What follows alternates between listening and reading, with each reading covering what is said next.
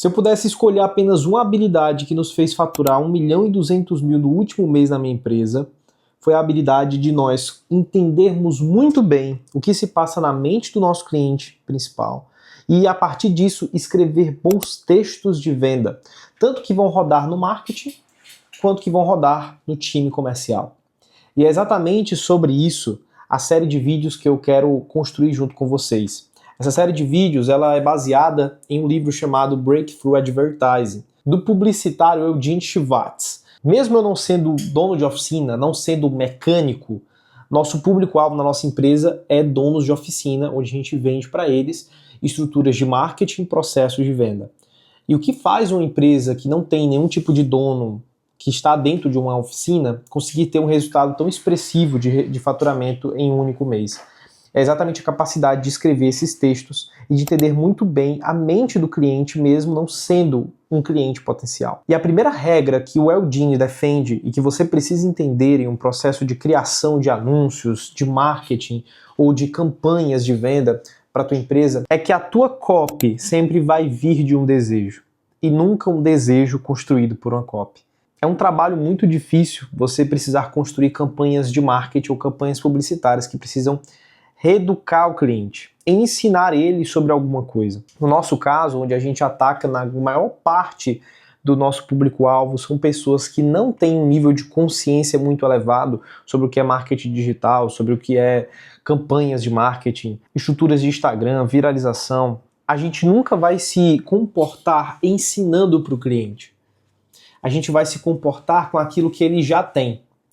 O trabalho do publicitário e do marqueteiro é muito mais entender aquilo que o cliente já tem do que tentar colocar algo novo na cabeça dele.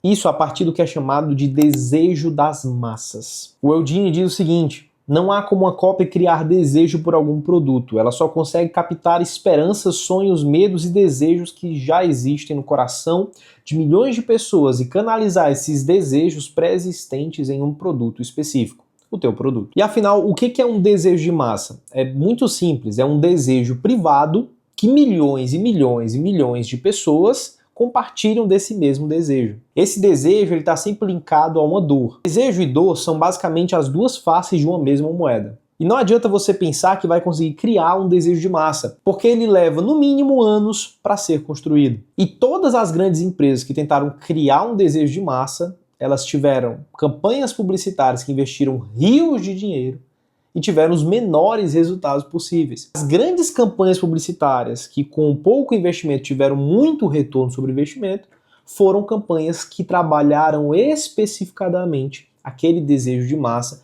pré-existente, construindo a ponte dele para o produto. E aqui o trabalho do copywriter vai se delongar em principalmente duas atividades. O primeiro trabalho é você catalogar, inventariar, reservar em algum lugar de estudo os principais desejos de massa do teu público-alvo, do que você vai construir. E o segundo ponto é exatamente você pensar como é que você vai construir essas pontes para o teu produto. Então, qual é o desejo de massa que eu vou escolher trabalhar dentro do meu público-alvo? Você vai fazer uma análise em 3 etapas. Se esse desejo de massa existir nessas 3 etapas, ele é um excelente desejo de massa para você trabalhar dentro das tuas campanhas de tráfego, tuas campanhas de marketing. O primeiro é a urgência. Encara no seguinte, a diferença entre uma dor de cabeça e uma dor muito forte como uma artrite. Qual é a artrite do teu público-alvo? Qual é aquela dor urgente que ele precisa resolver?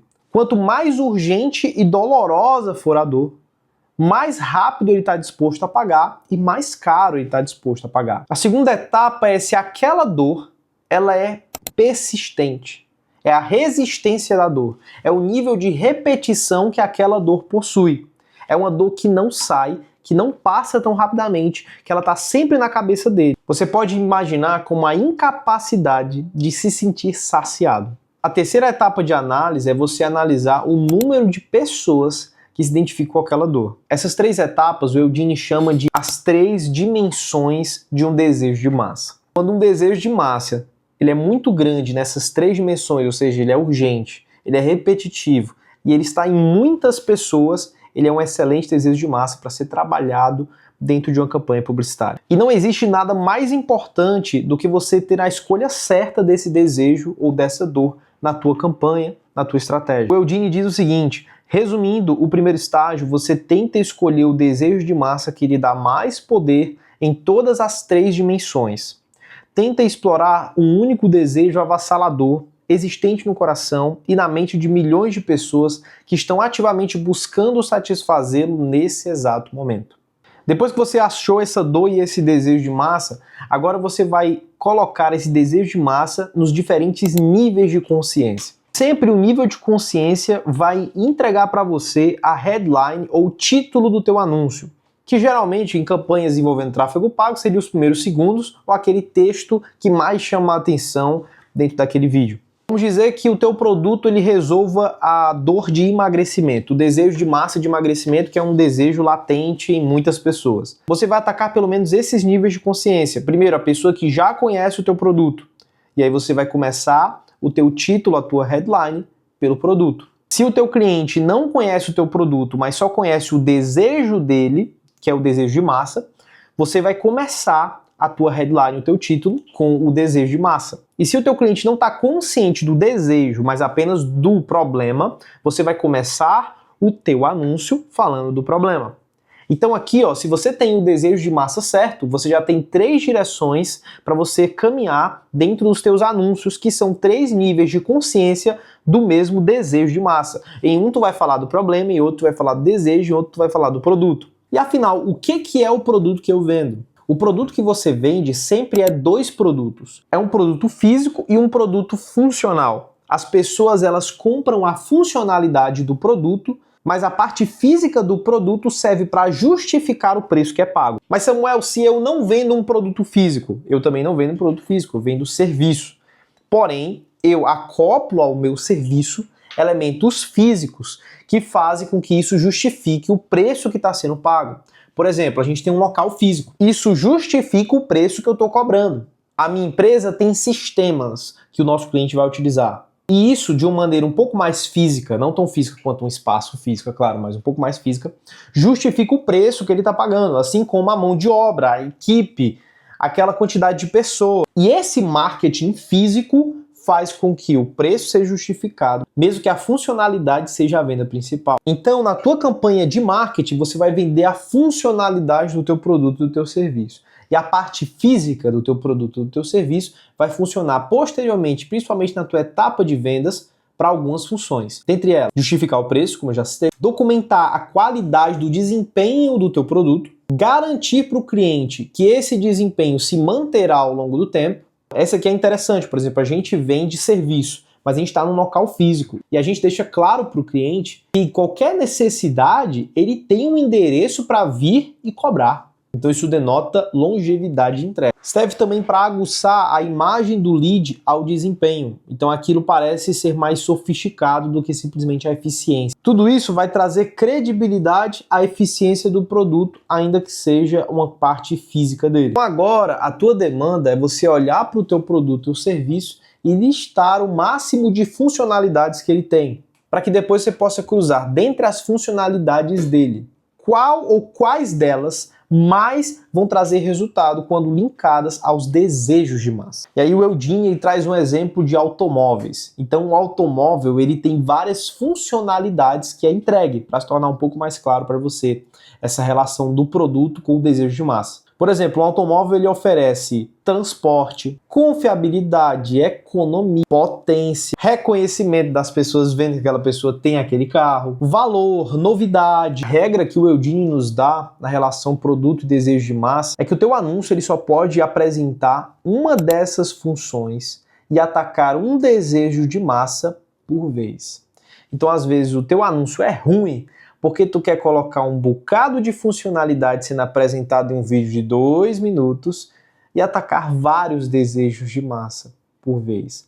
Seria talvez muito mais inteligente cada um dos teus anúncios ele apresentar um para um e assim educar o teu lead dentro, mesmo que ele veja o primeiro, segundo, terceiro anúncio, para que depois na etapa de vendas você tenha mais tempo de se delongar e apresentar mais a solução em um segundo momento. Ainda que você no teu processo de vendas não venda com uma reunião, provavelmente o teu produto vai servir para a pessoa pesquisar e conhecer mais. E aí o Eudini traz então o exemplo. Se o primeiro pensamento o prender, ele lerá o segundo.